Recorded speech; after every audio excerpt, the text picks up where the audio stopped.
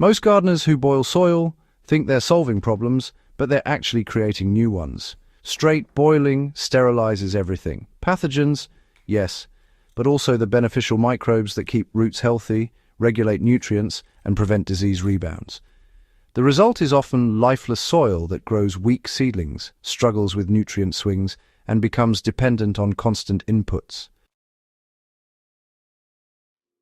If you're serious about growing food properly, subscribe to the Farm Logic channel now, because this is where we focus on practical methods that actually improve soil performance, not gardening myths that sound good but fail in real beds.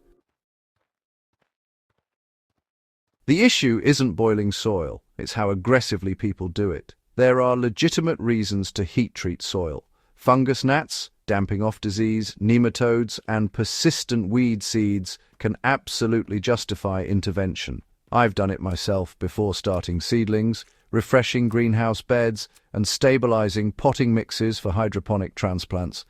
But the classic advice to pour boiling water directly through soil or cook it hard on a stove pushes temperatures well beyond what's needed and wipes out microbial resilience. From repeated trials, once soil crosses about 70 to 75 degrees Celsius internally for sustained periods, beneficial bacteria and fungi crash dramatically. That includes nitrogen cyclers, phosphorus solubilizers, and disease-suppressive microbes. A gentler heat method solves problems without wiping out biology. Instead of boiling soil aggressively, what works better is controlled pasteurization. That means heating moist soil gradually to roughly 60 to 65 degrees Celsius and holding it there for about 30 minutes. This knocks back pests and many pathogens, but preserves a surprising amount of beneficial microbial life. In a backyard setup, I do this with a large metal pot or tray. Soil goes in slightly moist, covered loosely, and heated indirectly. You don't want steam blasting through it, you want even warmth. A simple thermometer probe in the center prevents overheating. Moisture content is where most people mess this up. Dry soil overheats unevenly. Too wet and you get anaerobic conditions that smell sour and disrupt microbial recovery. What consistently works is soil damp enough to clump lightly when squeezed but not drip. That level distributes heat evenly while keeping microbial survival higher.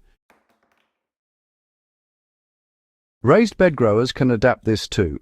Instead of digging out soil to boil, solar pasteurization works surprisingly well. Cover moist soil with clear plastic during hot weather for several days.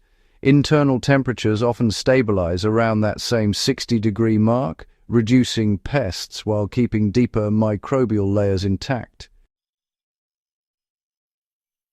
After heating, recovery biology matters more than the heating itself. Even gentle pasteurization stresses soil life. What I've found consistently effective is re-inoculating soil immediately afterward. Compost extract, vermicompost tea, or even a small amount of healthy native soil blended back in can jumpstart microbial recovery. A practical ratio I use is roughly 1 part finished compost to 10 parts treated soil mixed into the top layer. Within a couple of weeks, microbial respiration tests usually rebound strongly, and plant vigor reflects that quickly. Hydroponic growers actually benefit from this approach too. People often assume hydroponics bypasses soil issues completely. But, starter media like cocoa, peat blends, or compost-based plugs can still carry pathogens. I've heat-treated these media gently before transplanting lettuce, herbs, and tomatoes. Honestly, seedling survival improved, but only when I followed up with microbial inoculation in the nutrient solution. Filtered compost tea, diluted roughly 1 to 20 in hydro reservoirs, helps stabilize microbial communities without clogging systems. Roots show better branching and fewer rot issues compared to sterile-only setups. This is where conventional advice falls short. A lot of gardening content still treats soil as an inert medium rather than a living ecosystem. Sterilize everything, feed chemically, repeat. That approach works short-term but degrades resilience. Soil becomes reactive instead of balanced. Experienced growers eventually notice the pattern. The more aggressively you sterilize without rebuilding biology, the more inputs you need later. You don't always need heat treatment in the first place. Healthy soil suppresses many problems naturally. Crop rotation, organic matter addition, and proper watering often reduce disease pressure without intervention. Heat treatment should be targeted, not routine. I reserve it for seed starting mixes, greenhouse refreshers after disease outbreaks, or contaminated batches of potting soil.